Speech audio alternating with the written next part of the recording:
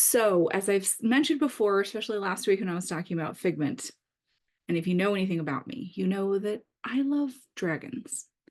Um, I am hugely into dragons. So, we're going to talk about dragons this week and why I'm into dragons and what my favorite dragon books are. So, first of all, what am I reading?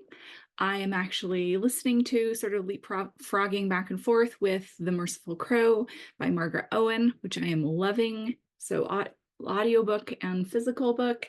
And I am also listening or reading, not listening to this one. I can't get the audiobook yet. I am reading Majestica by Sarah Tolkser, which I am absolutely loving. And speaking of dragons, their dragons are key to this book. You can see the lovely purple dragon back there, and it's wonderful. Just such a fun, fantastic adventure for middle grade. Lots of different animals in it, all kinds of things. There are griffins. There's a lemur that can teleport. There's unicorns. There's a unicorn named Janice, which I love.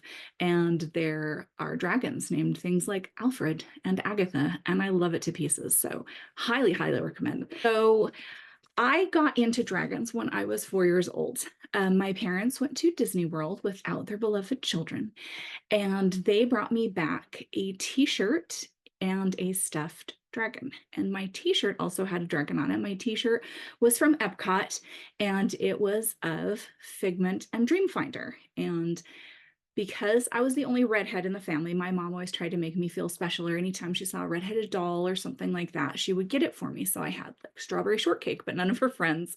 I had an Annie doll, and I had just like rag dolls with red hair, all that kind of thing. So when she saw Figment and Dreamfinder, the original ride in Epcot, The Journey into Imagination, which I talked about last week, she brought me back a little t-shirt, which is still saved in a box somewhere in a cedar chest, and stuffed Figment. Now, she thought what I would be into was this jolly red-haired man and his journey into imagination. But what I latched onto was Figment. And so last week, if you watched my video, you saw me wearing my Figment ears. I think I had a Figment t-shirt on. No, I had Sword in the Stone, but I do have a Figment t-shirt, more than one actually. So I have Figment everything. He's usually on the shelf behind me. I've put up some other dragons, by the way, if you focus in on my shelves. I've got a bunch of my other dragon toys and things on the shelves, but this Figment, which is the newer Figment, is back there. If you're wondering, when I talk about like Figment and Dreamfinder, like their little ship that runs on the spark of imagination and takes them into imagination.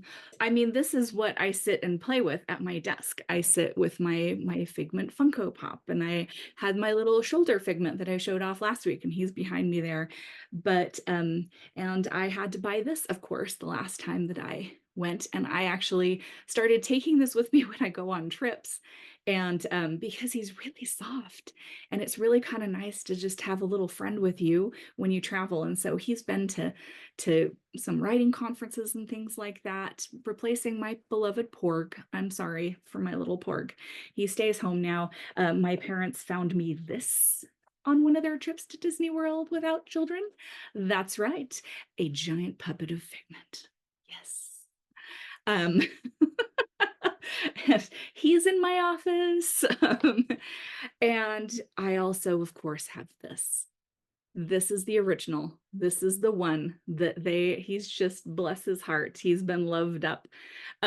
He's no longer, his wings and horns aren't bright orange. He's got his little shirt on though.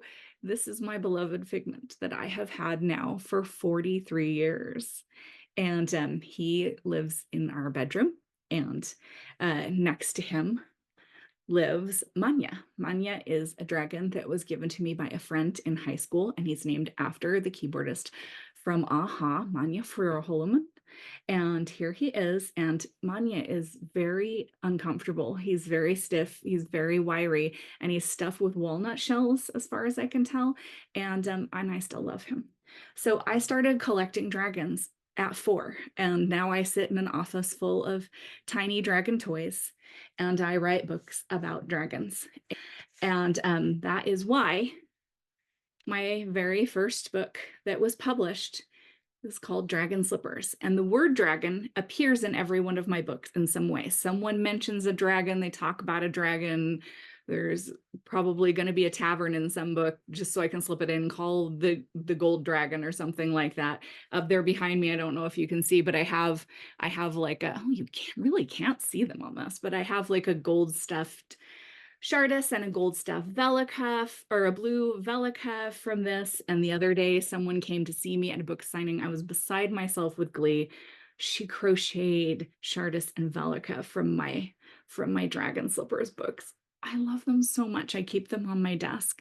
I don't know what it was, but something about dragons. When I just got into it, and I'll kind of explain a little bit about that more as I talk about books. But I have had some of these for longer than I've had my husband. I've had all of these for longer than I've had my husband. And there's something about dragons, their wings, their fire, their treasure, their scales, that just is so appealing to me. I cannot pass up like a weird museum gift shop and not pick up like some weirdo medieval tapestry dragon and things like that. I just love them so much. And everyone who knows me knows this about me. And they get me things like birthday cards that are pop-up dragons, and Funko Pops and jewelry and phone cases and t-shirts, because it's just who I am. I'm the dragon lady. So let's talk about dragon books. Beyond the Figment Little Golden Book, which is great, but that's very specific. And Figment's kind of not a real dragon. He's not fire breathing, and he's actually made of the spark of imagination. So let's talk about real dragon books. There are such wonderful picture books out there these days that I just love. The art especially is stunning. Franklin's Flying Bookshop by Jen Campbell. Gorgeous, just the most beautiful and so different. And you'll see just like all kinds of different stuff, all kinds of different medium. And I especially love it when dragons are book lovers too, because obviously, for obvious reasons, I love it when a dragon is a book lover.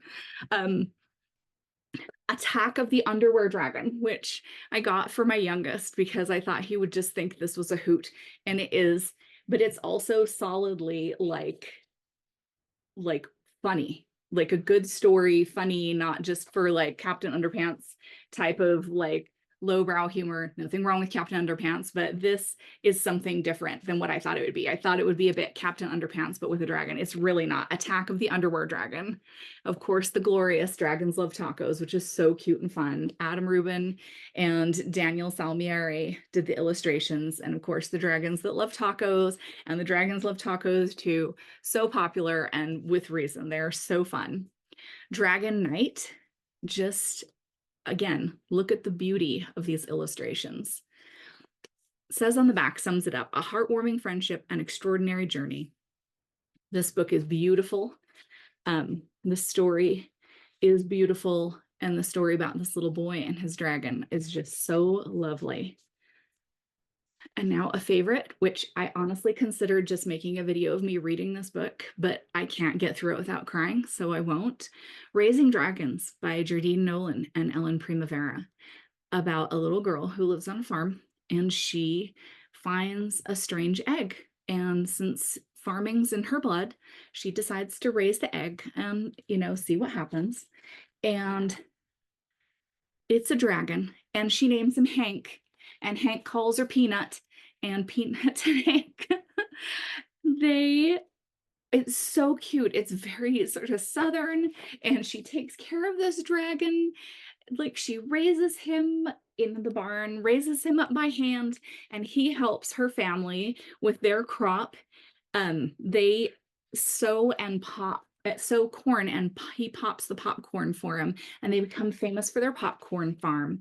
But then Hank has to go because he's a big dragon and he's just too big to live on the farm. And it's the most precious story. I literally can't get through it with my kids. I'm just like, when I would try to read it to them, I would just end up pointing to the pictures and going, see what happens next. It's just so beautiful. Different note, The Best Pet of All, really funny, these sort of like 50s illustrations. David La Rochelle, who is just a phenomenal children's book writer, and the art is by Hanako Wakayama, and it is just really charming. This kid wants a dog, and his mom won't let him have a dog, So he asks for a dragon instead, because a dragon's a much better pet than a dog. And he and the dragon sort of have this little deal. The dragon is causing chaos, and getting a dog is starting to look better and better to mom.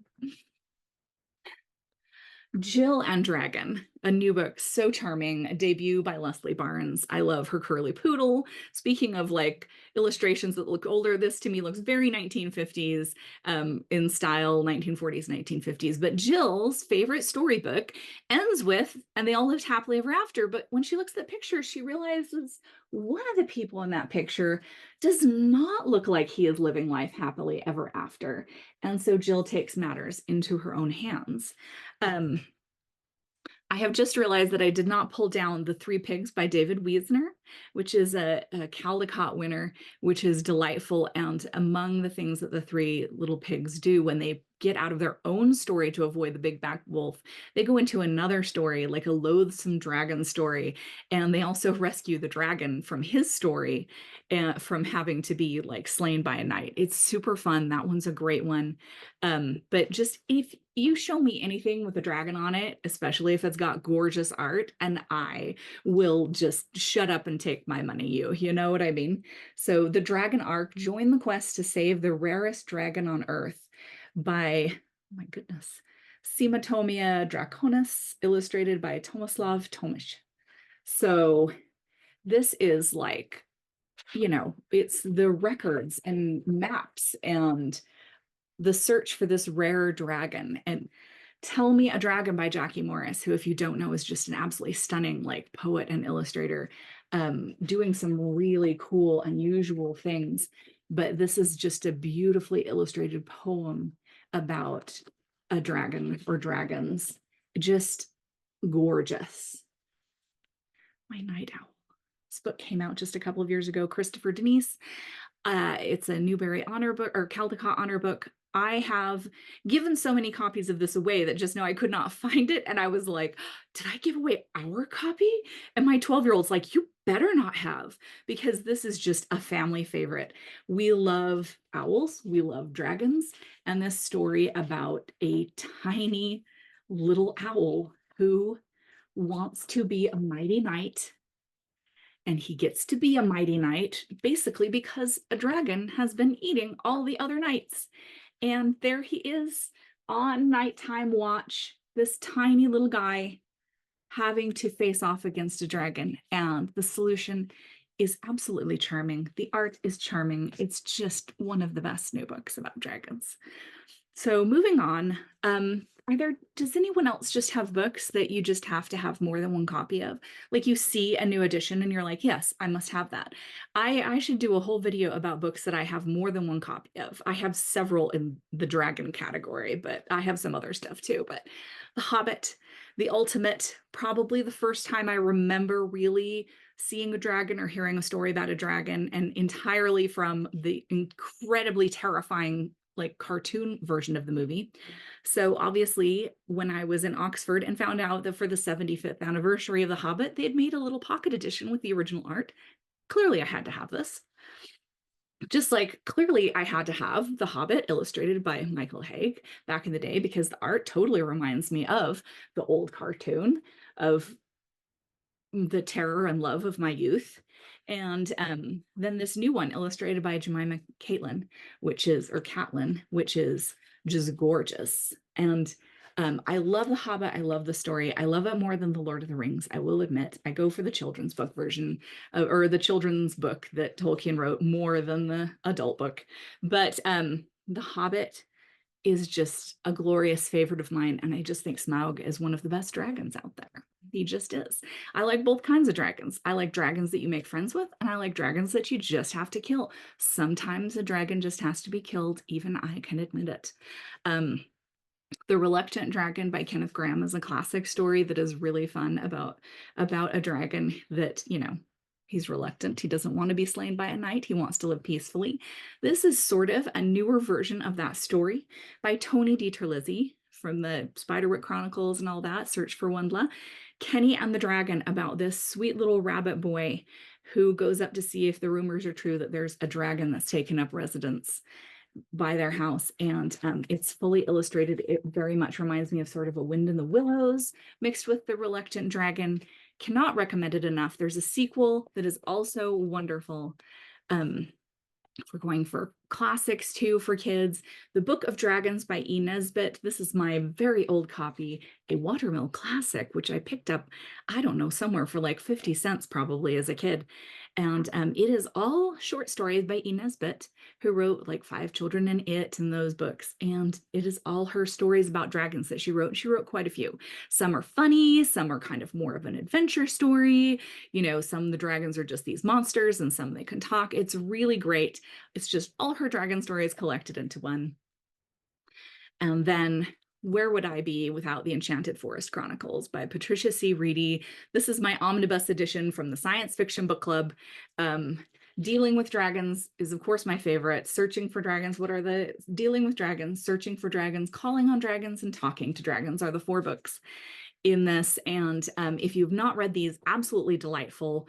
Mendenbar is the king of the enchanted forest. His job is to go through it and make sure everything's running smoothly. Every dragon has kidnapped a princess. Every knight is coming to rescue that princess. They live happily ever after. The fight is fair, all that stuff. And then encounters this, and then, you know, there's things like Rumpelstiltskin and his cousin, and they have a thing where they will take your firstborn, you know, do a deal with you, spin straw into gold. And Mendenbar's job is to make sure that all runs smoothly until one day when he goes to, there's a problem because one of the dragons has stolen a princess and is refusing to fight a knight, and the princess is in the cave. He's just got to check on her. And it turns out she doesn't want to marry any of these dumb knights that keep showing up.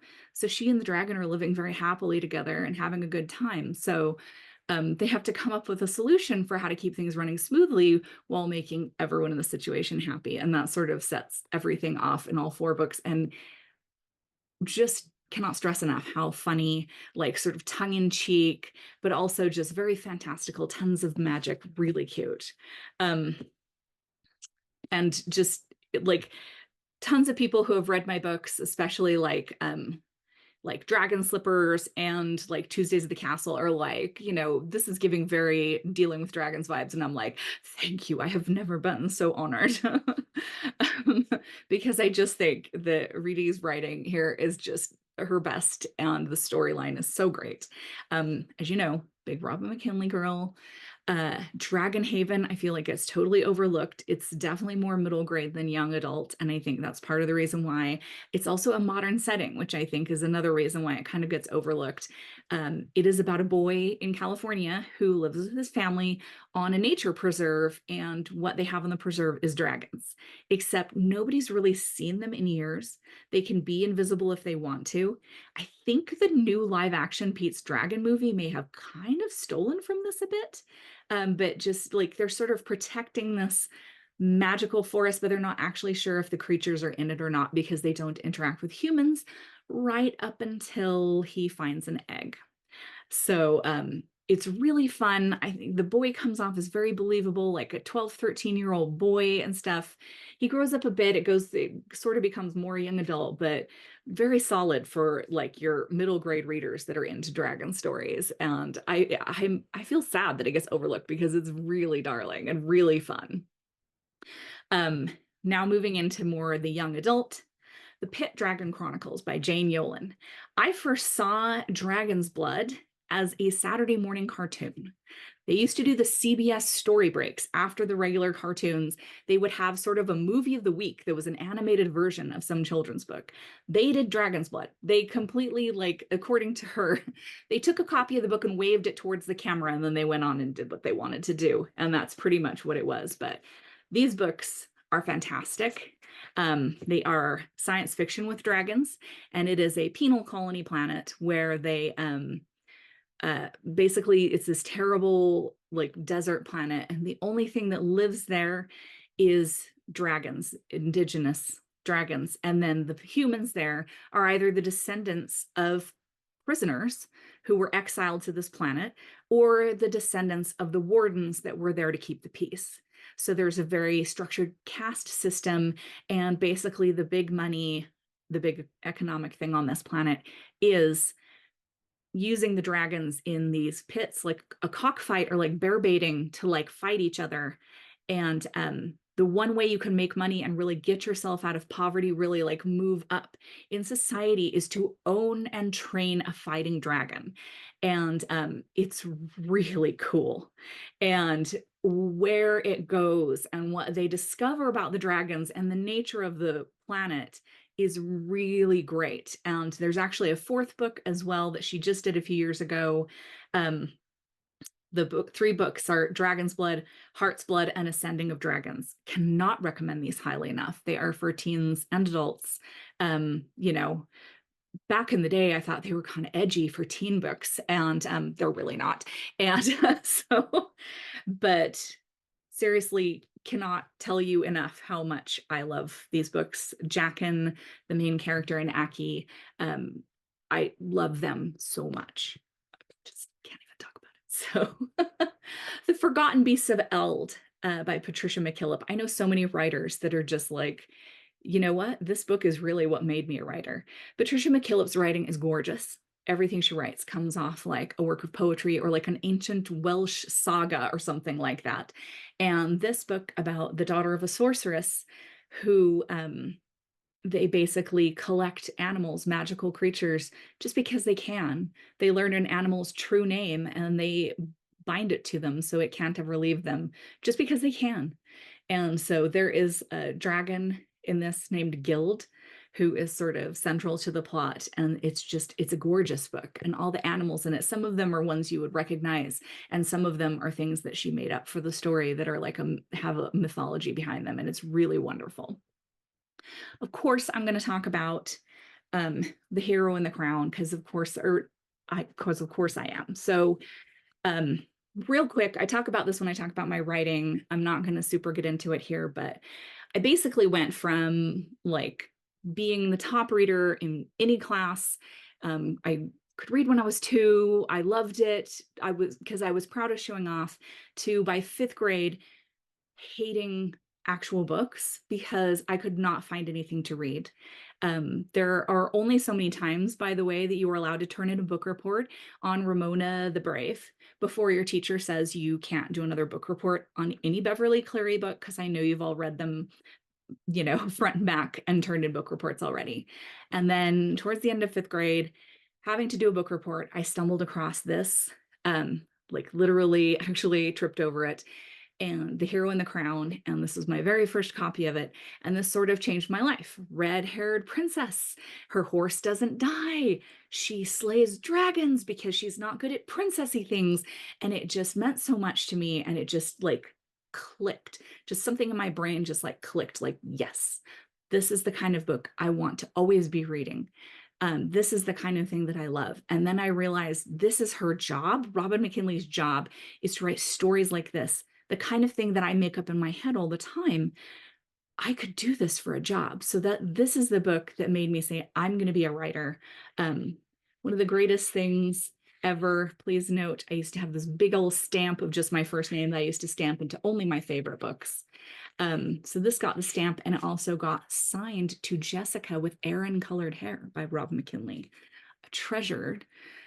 So of course, you know, as my kids got older, I had to just buy a regular copy to keep on the shelf so that they can read this. They're not allowed to touch the other one. This book just meant so much to me and just like made me become a writer. I discovered that. Not long after that, I discovered The Forgotten Beasts of Eld. Not long after that, because I suddenly realized, oh, dragons, like Figment, like Smaug in the cartoon, and started getting into it and thinking, I'm going to be a writer. I'm going to write about dragons. I'm going to write that kind of story. I'm going to write my own fairy tales. And so that's when I started looking around and seeing there wasn't a ton of books back then. There's not the wealth of fantasy books, especially aimed at kids, that we have now. But there were some did exist. I'm not older than these. I'm not older than The Hobbit, thank heavens. Um, so that's why that just means so much to me, is like, it was sort of the first things that I started finding. Patricia McKillip, Rob McKinley, right there close together on the shelf, so convenient. And Anne McCaffrey, who I've talked about before, also hugely influential on me and just one of my favorites. These are the ones that nowadays, if if there'd been really a YA section that had fantasy in it, it would have been these books: Dragon Song, Dragon Singer, and the third one is Dragon Drums, about the Harper Hall, like the musicians of the world of Pern, and Menely, who is the main character. She has all these tiny little dragons that are her tiny, cute little friends that are bonded to her, that go around with her. And these are honestly my favorites, I think, of the books. And but of course, if I ever see a copy of any of Anne McCaffrey's books and they have a different cover from one I've got, obviously I have to get them. Dragonflight, Dragon Quest are the first two books of the main Pern books. And anytime I see any like terrible 70s cover, I have to get it. And speaking of like terrible 70s and 80s covers, and I think this book might be out of print now, but if you can find a copy, you must get you one. Tea with the Black Dragon by R.A. McAvoy and the sequel Twisting the Rope are fantastic. Tea with the Black Dragon, this woman in modern day LA, she's a musician and she is looking for her daughter who has gone missing. Her adult daughter's gone missing. And she's really sad. She's in a hotel bar and the bartender's like, listen, you need company tonight. I'm going to have you go sit with Mr. Long, and he is fine. He's super nice, and tell him all your troubles. He gives really good advice. But if you get him real drunk, he will claim that he is a five-toed celestial dragon. So just don't get him super drunk. And they're wonderful. They really are wonderful. Tea with the Black Dragon, if you can find it, because I'm pretty sure it's been out of print for a few years, but magnificent. Speaking of black dragons, and I could not find the first one. Speaking of books that I've probably given away to someone because I liked it so much I wanted to share. But Naomi Novik's Temeraire series, His Majesty's Dragon, is the first book. This is the second one, or third, actually, because I like the cover best. Black Powder War is a mixture of the real historical war with Napoleon, England's war with Napoleon, if they also had dragons in addition to the Navy. So every country has their dragons. They have their men who ride the dragons. The captains is sort of like being the captain of a naval ship, and a naval officer captures a Chinese ship that is carrying a very rare egg. The egg hatches and the dragons imprint like a duck on the first person they see. So this dragon named that he names Temeraire imprints on this naval captain. Will Lawrence is his name. And Temeraire's personality is so precious. He is so delightful. And William Lawrence is very much like, master and commander, he's like, it's like that kind of thing. Like he is a naval officer, and very stiff upper lip and all this stuff. And it's fantastic. It's like everything but the dragons is totally historically accurate. The fashions, everything wonderful, even the battles accurate. But there are dragons, and the dragons are sentient. They're talking, but they're not being treated. They're being treated like very second-class citizens, and that becomes a thing as they go on, because Temeraire is well educated, and not by a regular dragon captain, by an educated aristocrat. And so Lawrence and Temeraire sort of don't know what to do with themselves, and Temeraire sort of becomes um, too self-aware for some people's taste and too well-educated. They're fantastic if you have not read them. Tooth and Claw by Jo Walton. Someone sent me a copy of this, and from Tor, that knew me and was like, you have to read this. You, as a dragon person, have to read this book. And I read it and I just kept saying, yes, yes. This book should always exist, and it should always have been in my hands. A lot of people say things like, oh, it's Jane Austen crossed with dragons. It's not. It's specifically Anthony Trollope's Framley Parsonage, one of the Victorian like family drama novels, basically a Victorian soap opera novel by Anthony Trollope with dragons in it.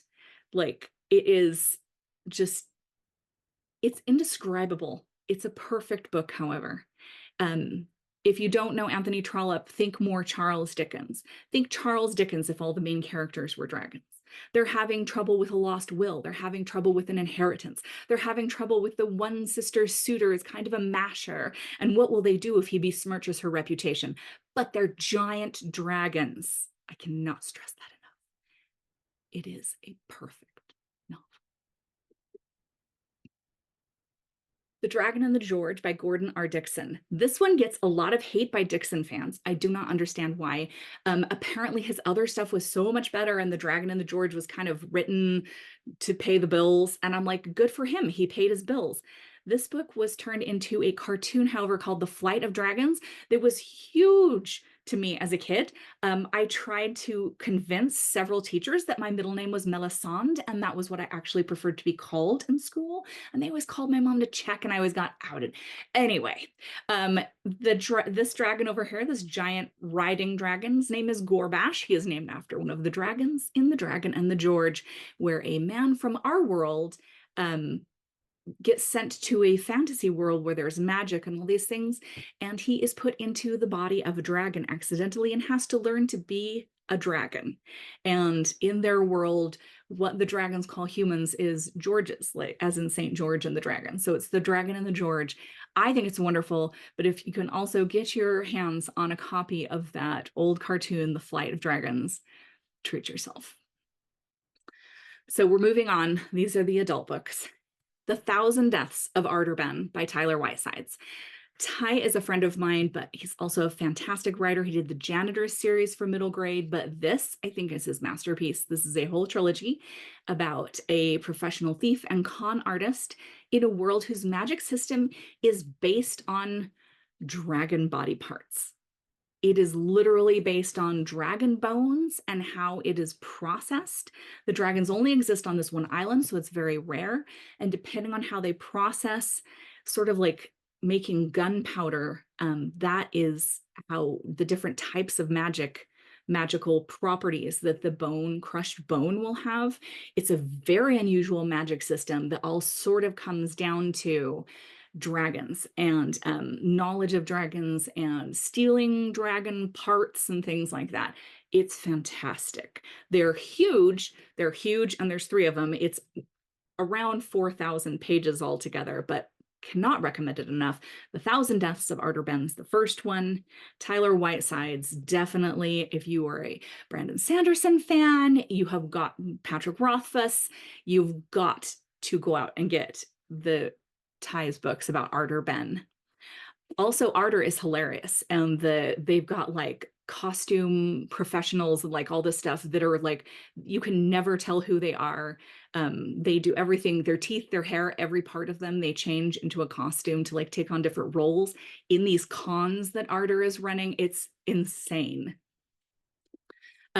Brothers of the Wind, Tad Williams, you know I love him. This is the backstory of Memory, Sorrow, and Thorn. There is a story in there about how many years ago the last of the great dragons was slain by these 2 brothers. And this is the story of those 2 brothers and how they slew that dragon and what the aftermath was. Essentially, one of the brothers goes on to become an evil god because of what happened to him with the dragon.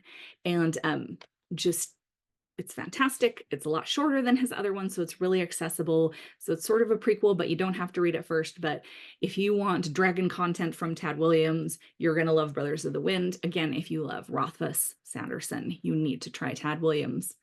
And that's a fine place to start because it's not like 100,000 pages to commit to.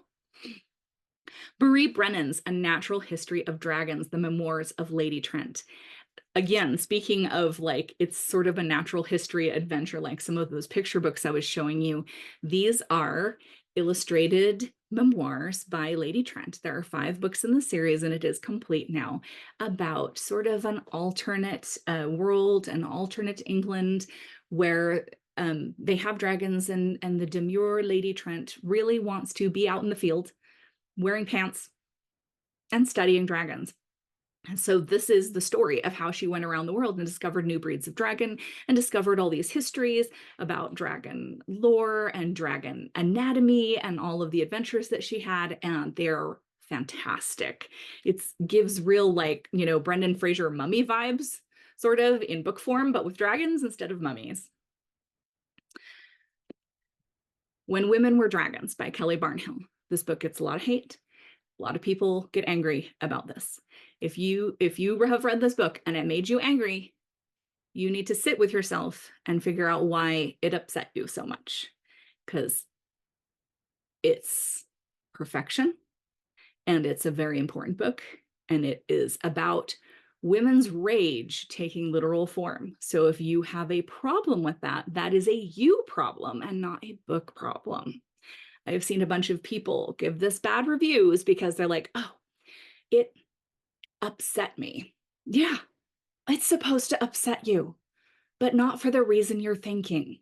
So Kelly Barnhill is a phenomenal writer. Every one of her books is like this tiny clear gem, like The Ogress and the Orphans, which is somewhere up there behind me faced out so that I have it always showing in my office. This one is over to the side of me on a bookshelf, always faced out so that I can look at it, feel happy.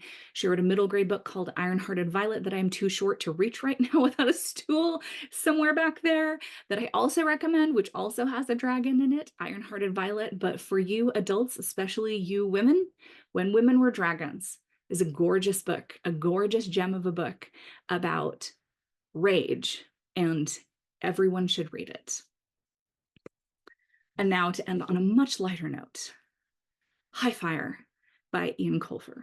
Now, this comes with a caveat. This is the last book I am doing, so if we're going in order of sort of rating or appropriateness, then this is the last one. There is a lot of language, very salty language in this book.